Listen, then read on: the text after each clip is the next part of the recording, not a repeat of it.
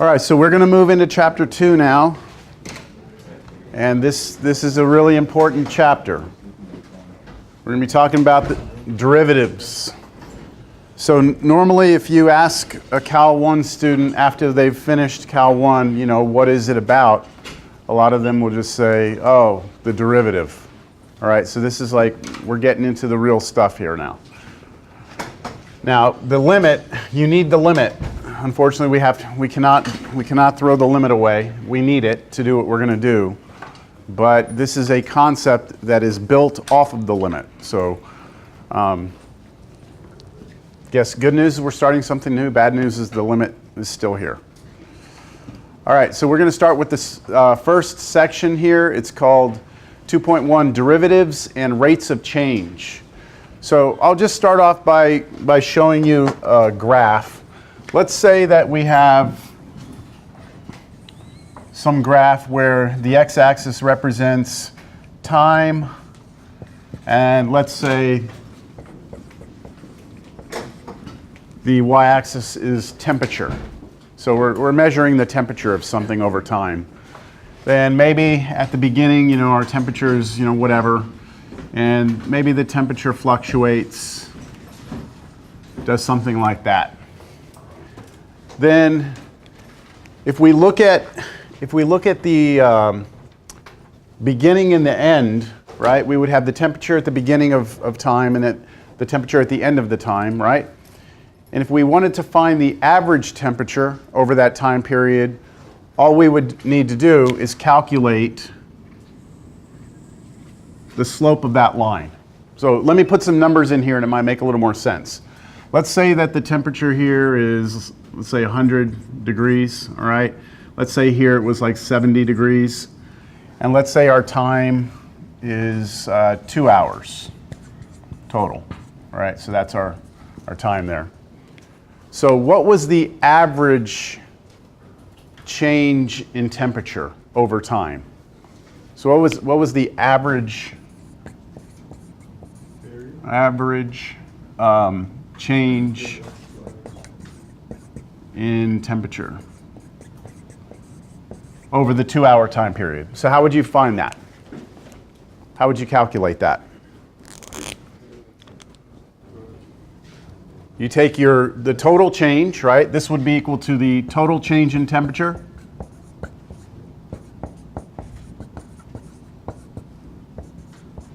And you would divide it by the total time. So what would that be for us? What would the total change in temperature be?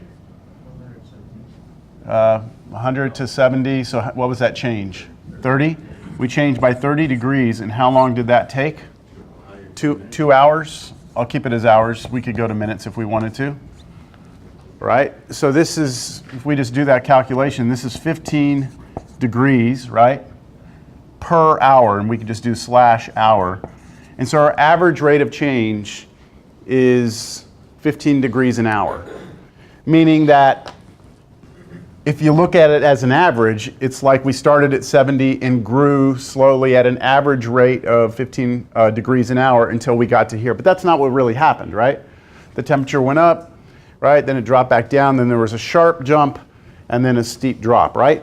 And so what we're interested in is trying to figure out, and this we've already talked about this when we were talking about like the speed of an object at an instant. We're trying to not look at an average rate of change. We're trying to look at a specific point on the graph. We just pick a point anywhere we want. Let's say I pick right here. I'll call that A.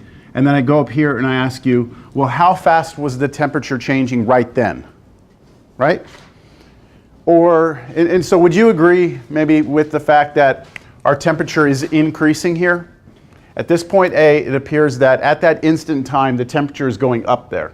Because if I move to the right a little bit, it's going to go up, right? So we're increasing. As opposed to, let's say here, let's say I said this was A, taking us up to here. Is our temperature increasing there also? Yes, it's still increasing, because if we move to the right, we're going to go up a little bit. But at which point am I increasing faster? The left point or the right point? At the right one, right? Because that would be kind of you see it's steeper, right? steeper than this one is. So what we're trying to do now is see, is there a mathematical way to calculate the steepness at an instant, at a point on the graph? Can you calculate the steepness of the graph? That's the goal. And to do it, we will have to employ the derivative. Or we will define the derivative to be exactly that. So that's a picture of what's happening. Now there's going to be lots of pictures here today, all right? Lots and lots of pictures. And since all of this is in Canvas and you can print this out, I'm not going to go through and expect you to don't write every single thing down here and just kind of loosely talk through this. So here we go. So we're going to now study a very special limit. We've done limits, but now we're going to talk about one particular limit that is very special. And it's one of the major results in calculus is because of this limit. It has a name to it, right? This limit is going to be called the derivative, and it's going to help us find the tangent line to a curve, the velocity of a moving object, instantaneous rate of change of a function. That's basically what I've just shown you in a picture. Find the rate of change at an instant, all right? So before we can begin this, we all need to kind of have some language understood and some meanings of the words tangent and secant. Like, we need to understand what they mean. I know you know tangent from pre-cal and you know secant from pre-cal, but this is kind of a different perspective. When we talk about the tangent line on a circle, okay, a circle, then we're talking about a line that only hits the circle in one point. So right now, if I take 2 points on the circle and connect them with a line, this is called a secant line, all right? Now, if I move that second point around where that second point drops on top of this first point, then we then get a very special line called the tangent line. And this line only hits the circle at one point, all right? And it kind of just runs right, just touching the circle, right? And that's what tangent means, just touching the circle but passing through one point. So tangent versus secant. Understand? Okay, moving on.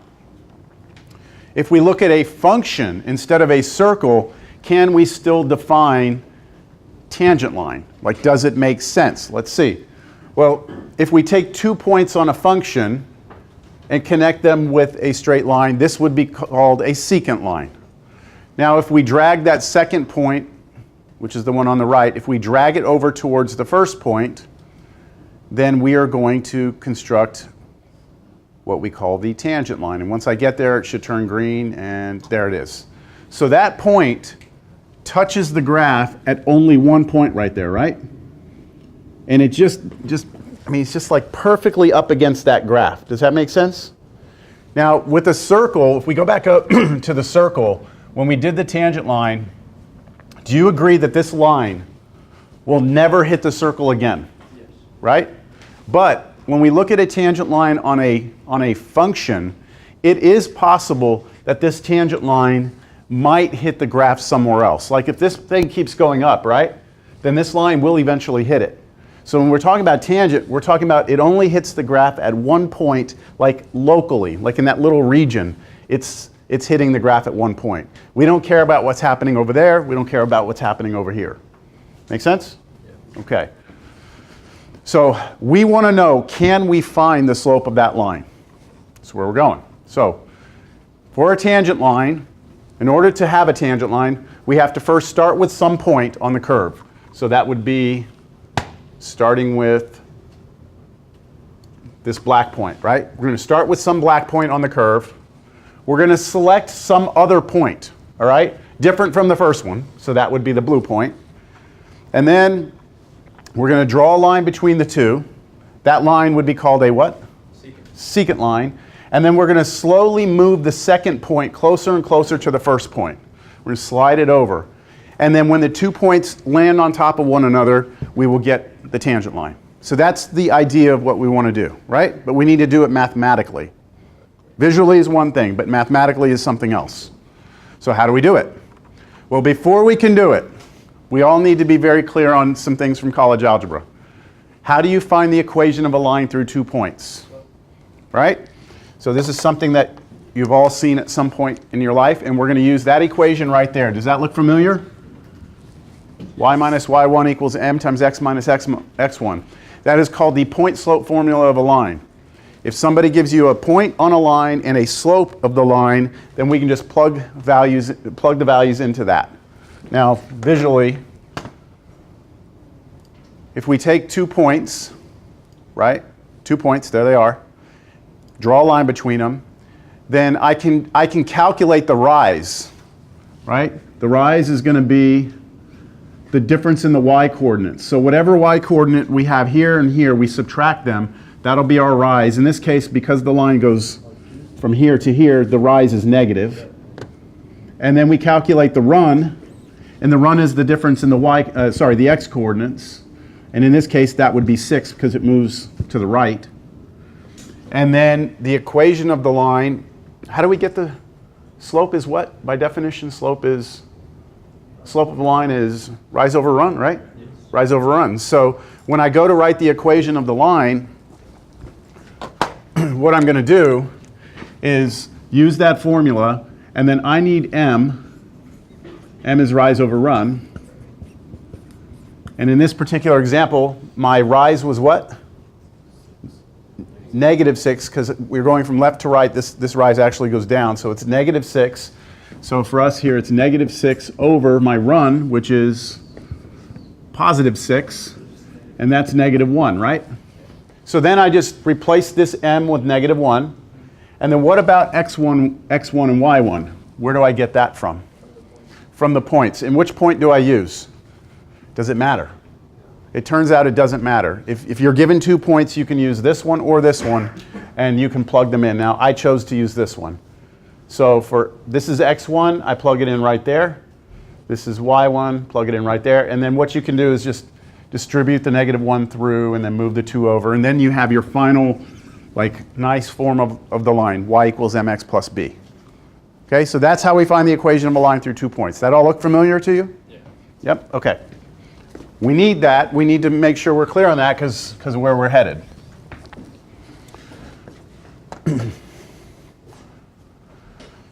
So now, let's take a look at, instead of finding the equation of a line through 2 points that are just arbitrary points, what if those 2 points that I pick lie on a function? Okay, so what if I pick this point right here, right there? And I'm going to go ahead and label this. This is the point -1, 2. And the function we're looking at, in case you can't read it up there, is the function 3x cubed minus 5x. Okay, so the point -1, 2 lives on this curve. That means that if you plug -1 into that, it should spit out 2, shouldn't it? That's what that means. And you can verify it yourself. Plug -1 in, and you should get 2. All right? So that point lives on that line. Now let me pick another point right here, and that is the point 1, -2. And again, if you take 1 in here, plug it in, you should get -2. So both those points live on that curve, right? But they're still just 2 points, aren't they? Yes. Okay. I want to point something out here in the notation. Do you see this right here? That says -1 f of -1. So that means this is going to be the x that I plug in, which is -1. But f of -1 actually turns out to be 2 here, doesn't it? But that is the function's value at -1. That's why I write f of -1 here. This is me basically saying I still need to plug the -1 into the function to get the 2. But it's important you see that this notation is used. And then same thing with the second one. I'm plugging in 1. The y coordinate is f of 1. And of course, if you plug it into that function, you get -2, right? Okay, now let's see. What would my rise be here? In this particular case, can you all see that, what my rise is? Can you all read that? -4, okay? And then my run would be, this case, 2, right? So rise over run would be -4 over 2, so my slope would be -2, wouldn't it? That'd be my m. So if I know what the slope is of the line between these two, oh, I never drew the line, sorry. If I know the slope of that line and I have a point, then I can have the equation, can't I? Just take the picture out now, take the curve out completely, and you're back to the previous problem, right? So we could continue, and I think I put it all in here. And again, here's your m, you replace m with -2, and then plug in your point, blah, blah, blah, and you've got your equation of your line. So that would be the equation of just that line right there. Y'all still good? Okay. The problem we're about to run into is the fact that if I give you 2 points, I think everyone in here can get the equation of the line. The problem is that we don't want 2 points. We want 1 point, right? And then the other point, we want to slide it towards the other one, right? And as you slide it, it changes as it moves. The line changes. And so the equation's constantly changing. And that becomes a little problematic. But we have a way to get around it. So now, let's just what we're going to do is try and look at this very arbitrarily. So I'm going to do something a little different. Here's a function, and let's not even care what the equation of that function is. Let's just say it's some arbitrary function. And I'm going to pick a first point, but notice I'm not telling you it's like -1, 2, right? I'm not telling you what the value of x is. I'm just telling you that this x value here is a, all right? So if that's a, then this point has as its coordinates a, and then f of a. Agreed? Whatever that is, it is, right? Now the next point that I'm going to pick, I can't use a again. Maybe b would make most sense. No, we're going to use x, okay? So now I pick another x right here. Okay, so this one I'm calling a, plug in, get f of a. Here I get x, plug in, I get the point x, f of x. Those are 2 different points, right? On the graph. Now, I can draw a secant line between the 2. And then I need to figure out what the rise is. I don't want to put it up on the board yet. But what would the rise be? I need to erase these. Wouldn't the rise be that distance right there? That would be my rise. And didn't we say the rise is the difference in the, is it the x's? It's the difference in the y values, isn't it? It's the difference of the y values. So if I'm trying to find the m for us here, the rise over run, then the rise is going to be f of x minus f of a. Okay, so it's this y coordinate minus this y coordinate. And then what will my run be? The difference in the x coordinates, right? Which is this one minus this one. So my run here would be x minus a. Do y'all see that? So if somebody gives you some function, right? Right now I haven't told you what the function is, right? I haven't told you what this curve is. But if somebody were to give you a function and you were to pick 2 arbitrary points on the function, a and x, then this computation right here would give you the slope of the secant line through those 2 points, wouldn't it? Yeah?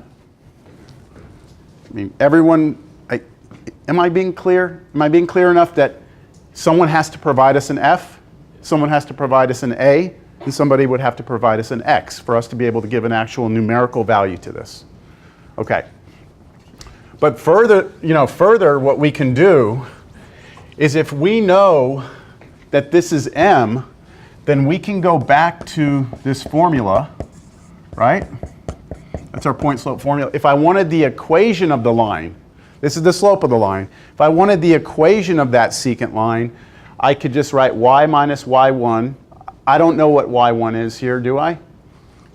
Well, do I? Let's see, here's f of a. Let me see here, there we go. So this is it right here, the slope.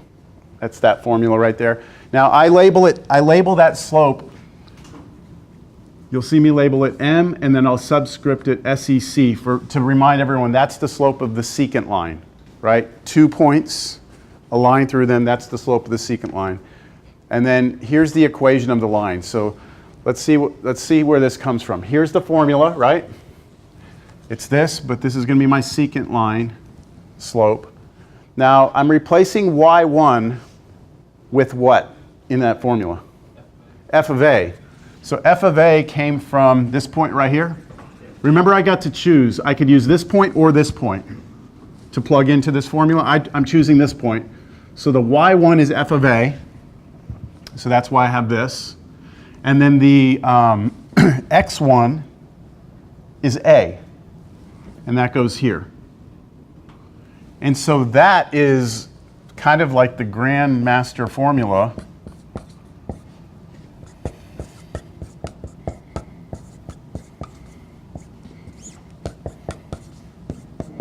there it is. This right here is the equation of the secant line.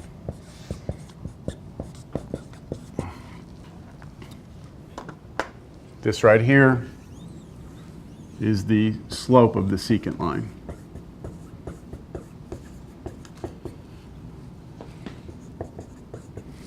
So now I've basically derived two formulas, right? If somebody gives us a function and they give us 2 points, we can just plug into either one of these formulas and we will have either the slope of the secant line or the equation of the secant line. Agreed? Okay. Any questions? Okay, I'm going to keep going. So this is me just summarizing what I just put up here. The main two ideas are we have these two formulas now. Now, how are we going to get the tangent line from this? That's because I started this whole thing out saying we can do secant lines all day long. But what makes this calculus is the fact that we want the tangent line. We want the line through one point only. So how do we do that? Well, take a look. Just like we said before, I'm going to pick 2 arbitrary points. I'm going to draw a line. I can find the slope of that line and the equation of that line if I had to right now. Right? Now, slide the second point. Take that, slide it over, and when we get to it, right, when we start getting this, and right when we put them on top of one another, we have a problem. Why do we have a problem? Let's go back to the formula. The formula we have, let's just look at the slope of the secant line. That was f of x minus f of a over x minus a, right? That's the formula for the slope of the secant line. Is it 0 over 0? It's going to be 0 over 0, because if this second point lands on top of the first point, then they're both a, aren't they? This would mean that, remember, when this was over here, right, this was x. But as I moved x closer and closer, x actually becomes a, doesn't it? And when x and a become the same thing, then this becomes a, and this becomes a, and then you have what on top? F of a minus f of a, 0, and on the bottom you have 0. And that normally would be a problem, right? That would normally be a problem. But we've seen, right? The problem is we run into division by 0, but we have seen that, here it is. We've seen that we can handle 0 over 0 as long as we take a limit, right? If we take a limit. And that's how we're going to deal with this, right? We are going to change the definition of this. And we're not going to say this anymore. What we're going to do is we're going to define the slope of the tangent line to be the limit as I let x approach a. Remember that x is sliding over, becoming a. This means that x is going to approach a. Does x ever become a? No, right? Anytime we said like x goes to 0, we're saying it's approaching 0, but it's never 0. So if I'm going to let x go to a, it's going to be getting closer and closer without actually ever getting there. And this right here is exactly the same as that, isn't it? I mean, it's the original formula, but now it's just all we're doing is throwing a limit in front. That's the only difference between the two. One of them is no limit, right? That's the secant. And one of them has a limit, and that's the tangent. I guess the most critical thing for you to understand, I guess, at this point is the fact that this corresponds to the picture where you're taking x and sliding it towards a, right? x is approaching A. And that moves that second point on top of the other one. Okay, yeah, so this next little illustration is nothing new. Let me do it and you'll see what I'm saying. So once we replace that with the limit, we put the limit into the formula. Now, when we pick our point, pick our second point, draw the line, slide it, once we get on top, right? Once we get there, let me zoom in. See, I'm getting really close. Trying to get close. But I get there, right? And now I'm saying everything's okay. Everything's okay because are we actually letting the point get on top? No. But we are finding the limit. And the limit is basically approaching whatever that slope is approaching. So that slope is approaching some number, and we're going to be able to find out what it is. And that if we can calculate this slope, right? If we can calculate the slope of this tangent line, won't we be able to answer the question we started with today, which is how fast is that graph changing? How fast is it increasing at that point? We can answer the question, all right?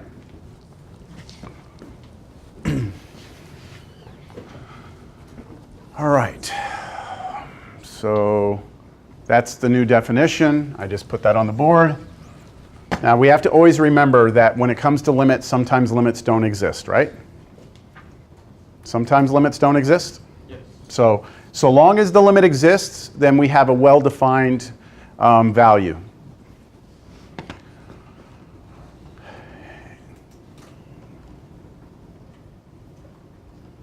So this is it. This is our kind of final version. I'm going to take you back. I'm going to just write this on the board again. Y minus y1 equals m times x minus x1. That's our good old formula from college algebra. This is that formula looking at it from a calculus perspective. We want to find the equation. If we want to find the equation of that line, that tangent line, not the slope of it, the equation of it, then y minus y1 still stays this. X minus x1 still stays this. But the slope now is a limit. So this m comes from taking a limit. And that limit, do y'all recognize this? Yeah? You'll see it. You'll recognize it in a second, I hope. All right, let's do some examples. Because I can sit here and talk about it all day long, but until you see an example, I think it's still difficult to kind of put your head around this. And I think what I'm going to do is I'm going to make one up because I don't want to do the homework problems because I've already done them on video. So why don't I make up one? Okay, find the equation of the line tangent to y equals 3x squared minus x plus 1 at the point 1, I can't do math right now, 4, 3. Okay, I got to make sure that that point lives on the curve.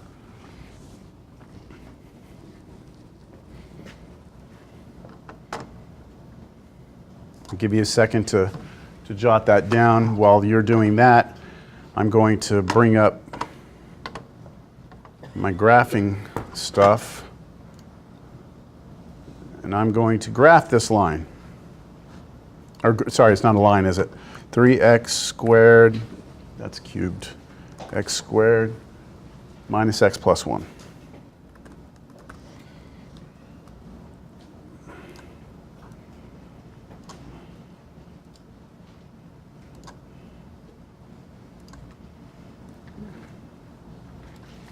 All right, there we go.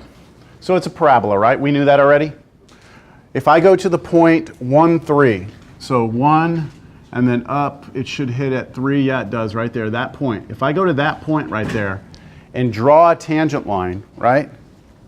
The line that's tangent to this curve, at that point, I want the equation of that line. That's what I want, okay? The equation of that line. When we're done, we're going to get an answer, right? We're going to have the equation of a line. And I'm going to type it into this graphing software, and it better draw me a line through that point. And it better look tangent, right? It better not look like this. It better be like just trying to touch the curve at one point. All right, here we go. So, how do we do this? Yeah, so this right here is our function, f of x, right? That's our function. Let's write down the formula first. The formula is this. Y minus f of a equals the limit as x approaches a of f of x minus f of a all over x minus a times x minus a, like that, right? And remember, this limit, you have to do this limit first. Some students, they want to cancel these. You can't cancel those. This x minus a and x, you can't cancel them because you have to do that limit first. Okay, can you tell me right now what we actually know in this, like what we're given here, like how this information translates into that formula? What's that? Okay, so we have like an x1, y1, right? Now, x1 for us, this is, remember we had 2 points? A and this one was x, right? And we had this point, and we're going to take this point and slide it over. Okay, this point right here, A, is the x-coordinate of the point. So do you know what A is here? What's A? 1, right? So this is A. Okay, now sometimes you'll hear me refer to this point right here as the base point, because this point's not moving, this one is, all right? So the x-coordinate of our base point is always this right here, and that's always A. And that means that 3 is f of what? F of A, right? So now, right now, let's just go into the formula and just replace all of our A's with 1s and all of our f of A's with 3. Okay, let's do that. So we have y minus what? 3 equals, I'll leave it in brackets, limit as x approaches what? X approaches 1, right? Because we're approaching A, of f of what? F of 1, 3. So x, we are not replacing x with anything, are we? X is some, you have to imagine that x is some arbitrary point. So we have our base point, right? And x is some arbitrary other point that's about to be slid over, right? Toss it. Whoa, what was that? What the hell was that? That's okay. I was blinded. I couldn't see it. Good throw. So x is going to be some arbitrary point that gets slid over, right? It's changing throughout the problem as I take a limit, right? The x is approaching A, so I'm going to leave this x as f of x. Now, what about f of A? That is 3. Okay, so that's going to be minus 3. And then over what? X minus 1. Still okay? And then we'll figure out what that limit is, and then over here, what do we have? X minus 1. Okay, everything look okay so far? We need to go figure out what this is, right? So let's stop where we are here. We will return to that in a moment. Let's just look at this limit. We have the limit as x approaches 1 of f of x minus 3 over x minus 1. Now that is the same as the limit as x approaches 1. I can replace f of x with what f of x is. Right? F of x is this function, right? So I can replace that with this. Let's do that. Yes, you have to plug all that in for that. So let's put it right here. What do you have? 3x squared minus x plus 1. I hope everyone understands that this is just that, right? And then you have still next to that what? Minus 3. And then over what? 3x squared Just this, right? X minus 1. And we have to figure out what this limit is. All right? So I'm going to plug in 1, but give me a second. Let me just clean it up. Doesn't that numerator clean up just a little bit? Like I can do 1 minus 3? So 3x squared minus x minus 2 over x minus 1. Any questions on how I got to this? This, we now go back and act like we never did any of this, and this is just a limit. So how do we do limits? Always start off by just trying to plug in. So what do we get when we plug in here? You get 3 here, right? We're plugging 1 in. 3 minus 1 minus 2 is 0. And on the bottom we get 0. And we should get 0 over 0, because it's about to be a tangent line, right? So we know that we're sliding one point on top of the other. We knew we were going to get 0 over 0. The question is, can we do anything about it? And we know when we see 0 over 0, do algebra, right? Additionally, you also know that what are you trying to get to cancel here?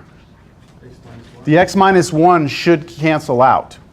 So I know that the numerator should cancel, should factor, right? It's quadratic. It should factor. I should have an x minus 1 here in one of these. So how does that factor? How does that factor? Does 3... Let's do x minus 1 here. We're pretty sure that has to happen. So my first term here would have to be what? 3x, and that would give me 3x squared. Then the next term, plus 2. Okay. So look, going from here to here, that's factoring, and we can't spend forever on that, but yeah, from here to here. Okay. This factors to be this, and now voila, what happens? They cancel. And now we take the limit as x approaches 1 of whatever's left, which is just 3x plus 2. And what's that limit?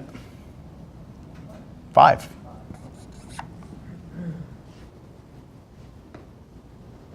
That means that the slope of the tangent line there, right? The slope of the tangent line is headed towards 5. And if we were able to land those 2 points on top of one another, the slope of that tangent line would be 5. Make sense? Okay, so now let's go back. We did this limit. Let's go back to this to get the equation. We have the fortunate opportunity now to replace this big ugly thing with what? 5. So now our equation becomes y minus 3 equals 5 times x minus 1. So that's just me replacing all of that with 5. And now let's solve that for y, right? Because that's what we would have done in a college algebra course, solve for y. So distribute here, and that's it.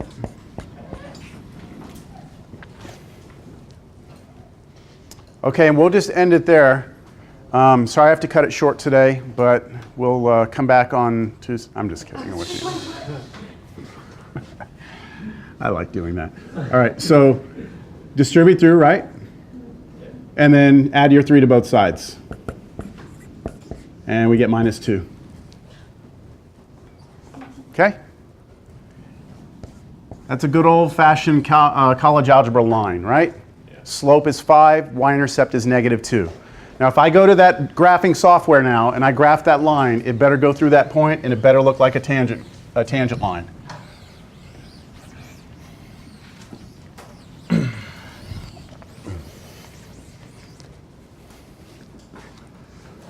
So coming back here, it was 5x minus 2.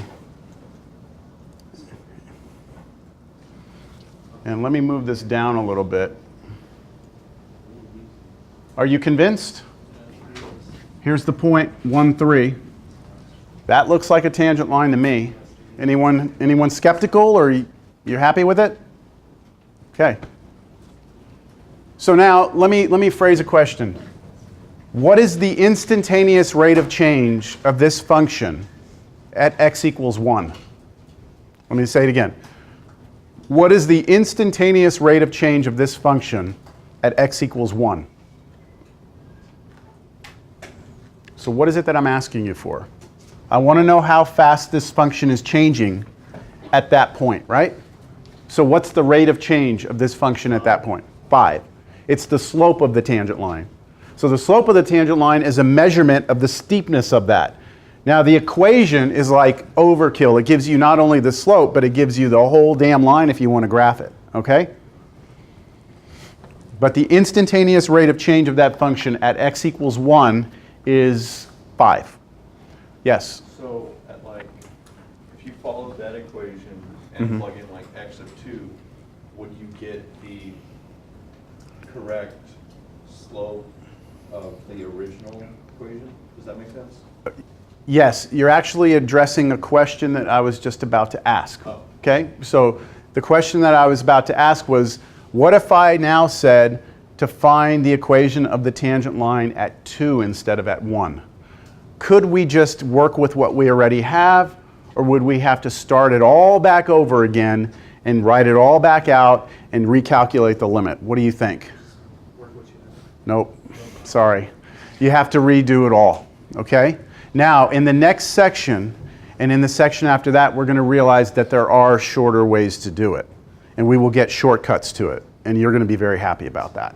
Okay? But not yet. In 2.1, we don't have any shortcuts at this point. All right? So if somebody were to now ask me what's the, to answer your question, it actually will not have to do anything with this. But the way we do it is faster. Okay? All right. Let's do another one. That was so much fun.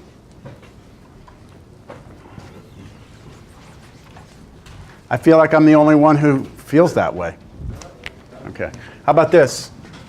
Find the equation of the tangent line. Oh, can I show y'all something real quick?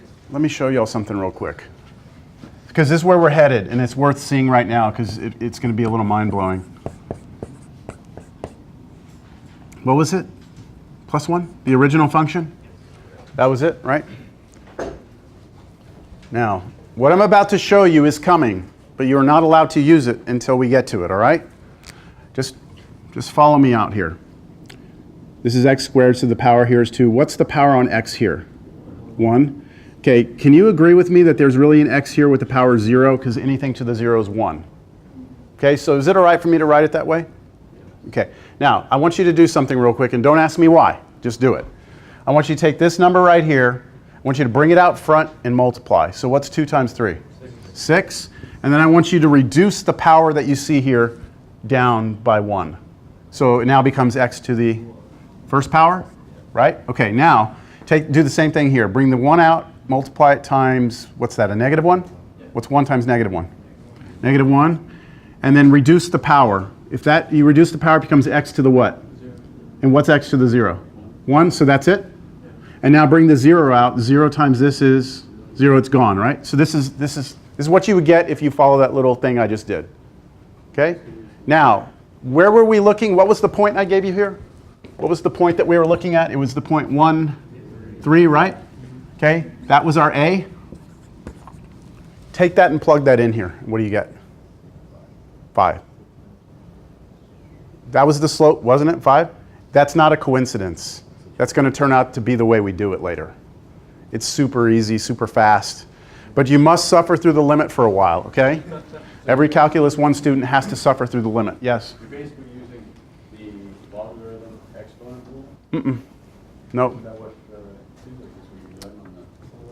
No, because in the log exponent rule, you pulled the entire power out, right? The whole power came out, and then what was left up there, there was just no power. No, what I'm doing is I'm pulling the power out, I'm multiplying, and I'm reducing the power by 1. That's something that we don't have anything that we've done in our past that behaves that way, and that is what the derivative is going to wind up being. But please, it's coming. Yes. Can we use that to check our work? You can use it to check your work. Yes. It's only going to work for certain things, like it's not going to work for this problem. How about this? Let's trying to figure out how bad we want to go here. Well, let's just do it. Square root of x plus 3 at the point 1, 2. So let's take a second to graph it.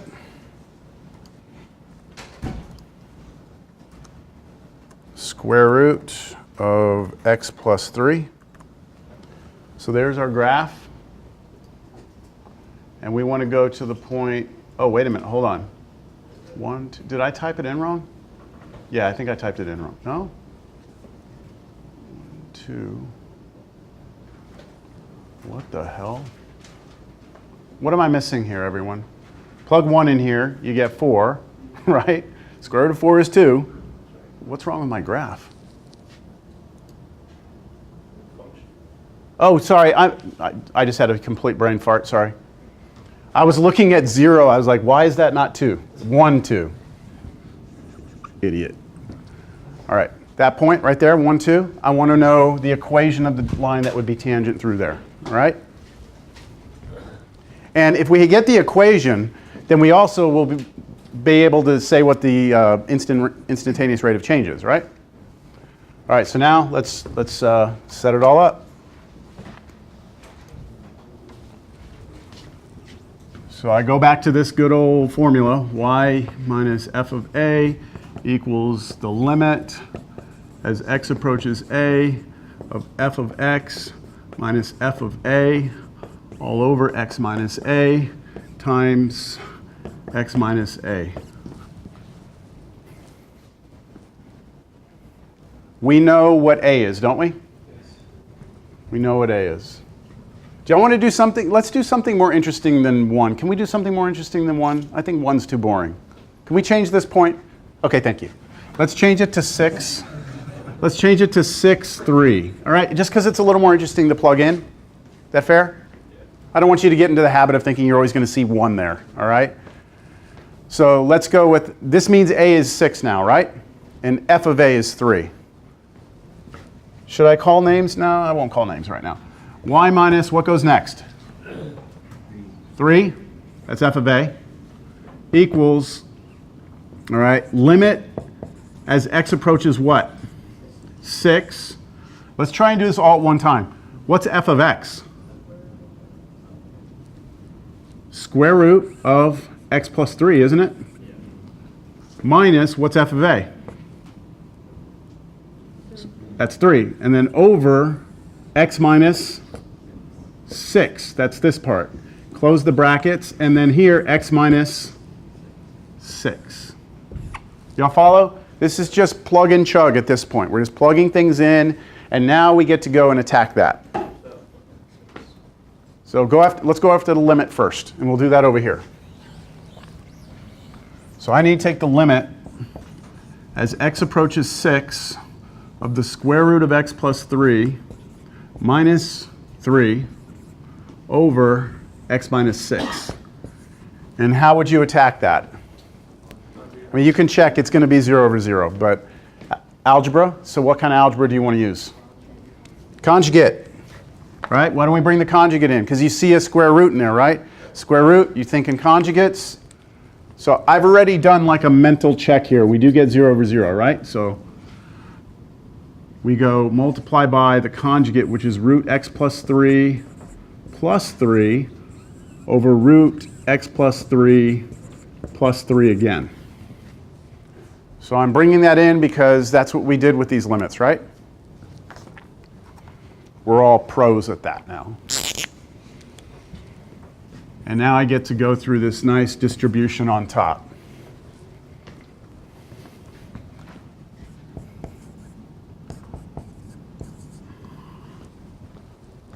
So what do we get there on top? When we multiply the roots out, what do we get? So here we get x plus 3, right there.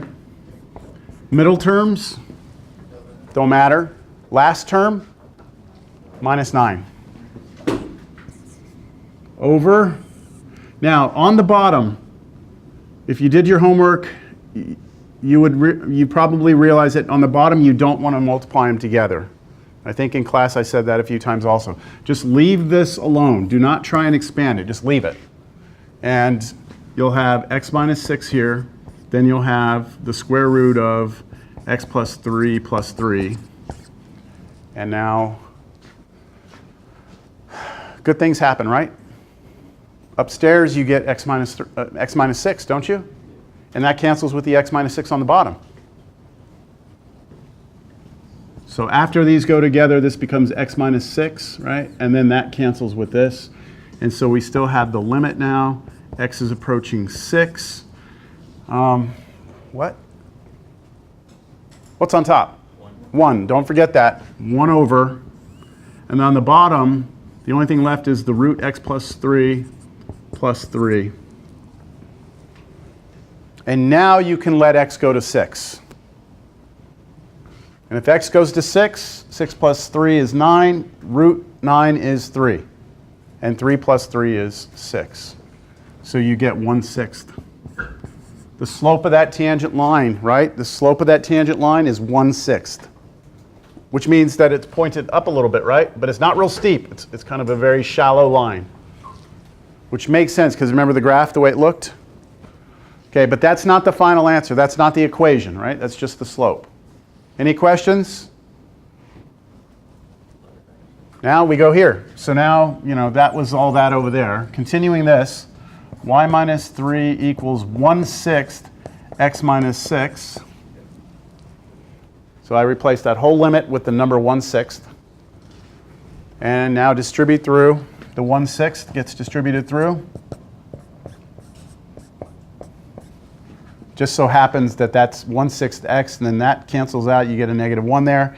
Add 3 to both sides. We get a nice equation. 1/6 x plus 2. Here we go.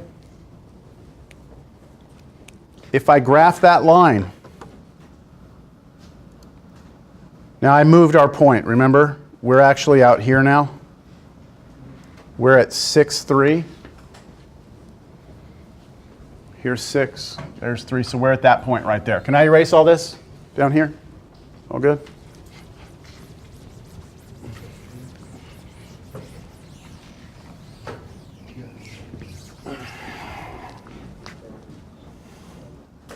Where is it? 1/6, which is the same as x over 6, plus 2. Oh, plus 2. There it is. Cutting through. Hitting that at 1 point.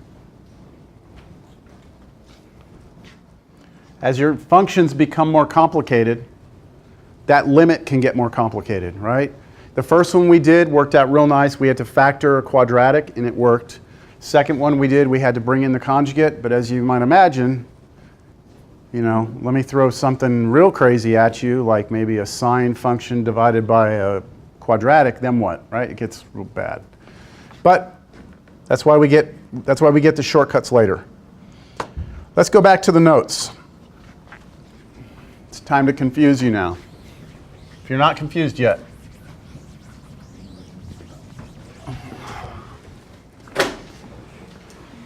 All right. So do you remember when I set this whole thing up? The whole idea here, I started out with this graph, and I said, what the heck is this? Yeah, no, I don't want to do it. Let me do it this way. I want you to look at this. We have some function here. I had a here, right? So that was the point a, f of a. And then I picked some point here, I called it x, right? And so this point was the point x, f of x. And then from that, we set up the whole formula, didn't we? Yeah. And what we said was that we needed, in order for this to work, we needed to let that x go over there, so we took the limit as x approached a, right? That's what we did. I want us to kind of like imagine that we're going to kind of start this whole thing over again. And I know you're going to get all pissed off, like, why are we going to do that? We're good. We don't need to, but just trust me, all right? So let's say we do this again. I call this point a. So this is a, f of a. Everything's the same there.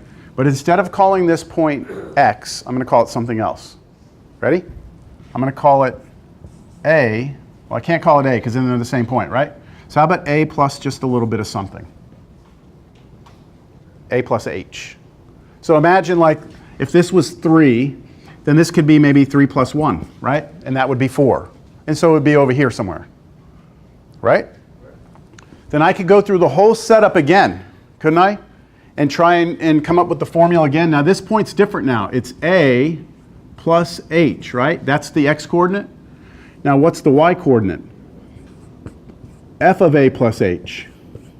See how these are different now? Right? They're different. So how would the formula be different? Let's write the formula down. How would my formula be different? Let me write down the version that we just did. No. This is what we just did.